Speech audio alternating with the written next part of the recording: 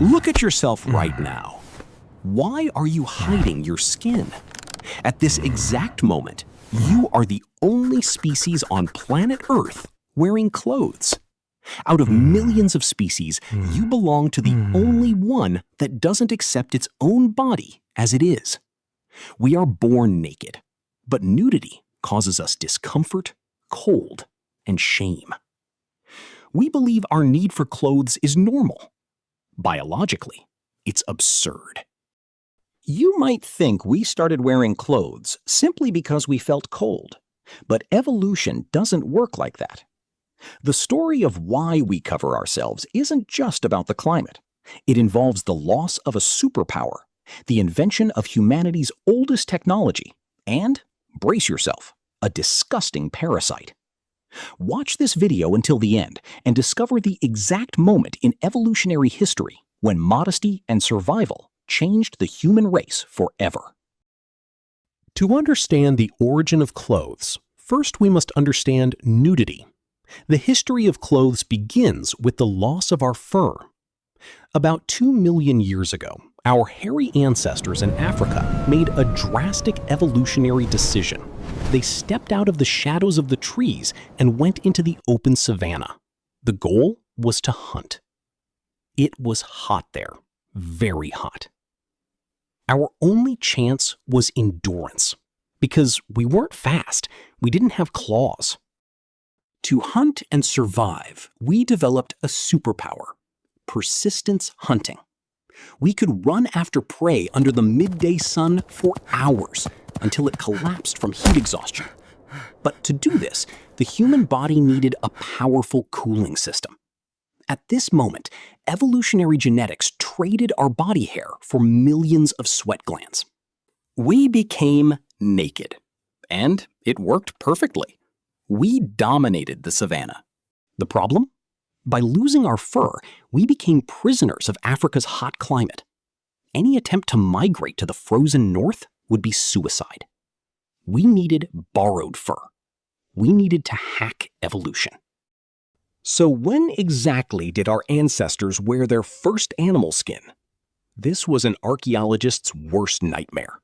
Bones and stones last for millions of years. Skin and leather rot in a few months. The fossil record of clothing simply does not exist. The mystery seemed unsolvable. Until geneticists decided to look not at humans, but at our parasites.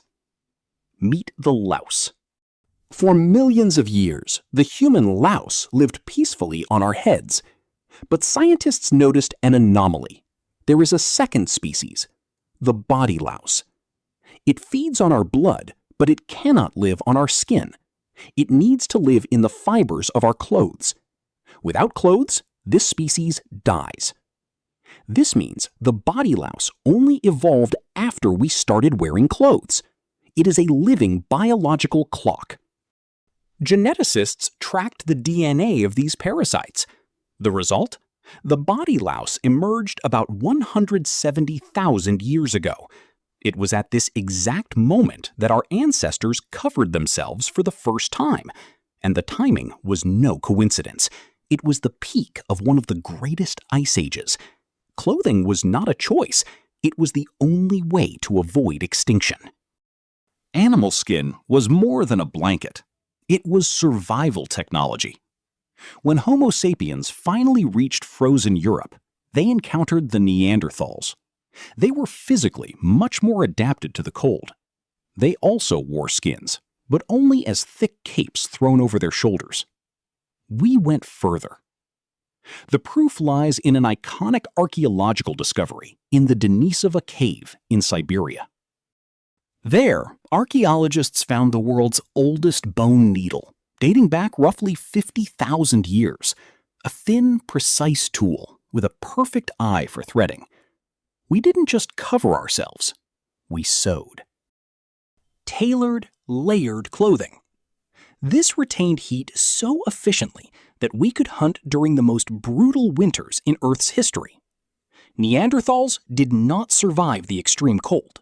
We did, because we were able to build an artificial microclimate around our own bodies. Without body hair, we discovered how to maintain heat even in the lowest temperatures.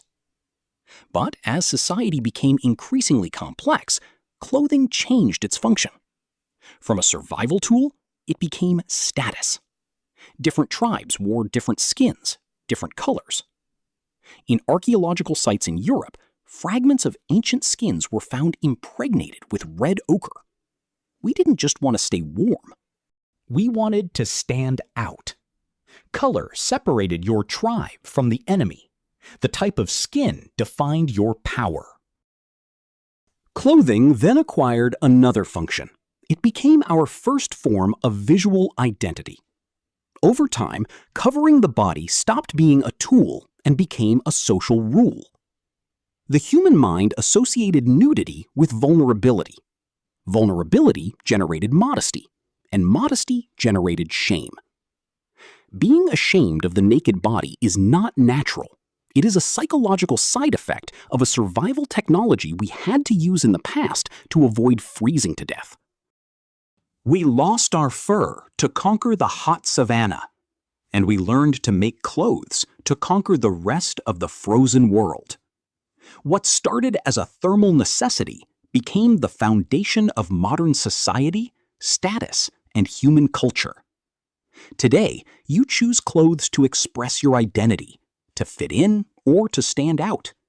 But deep down, every shiny or high-tech fabric that touches our body reminds us that we once wore a rustic animal skin with the sole purpose of not freezing during glacial nights. We are the naked primate that feared the cold, and who, in order to survive, had to hide its skin beneath another skin. If you seek answers not found in traditional history books, subscribe. The Evolution of Ancestral Life in 2 weekly videos.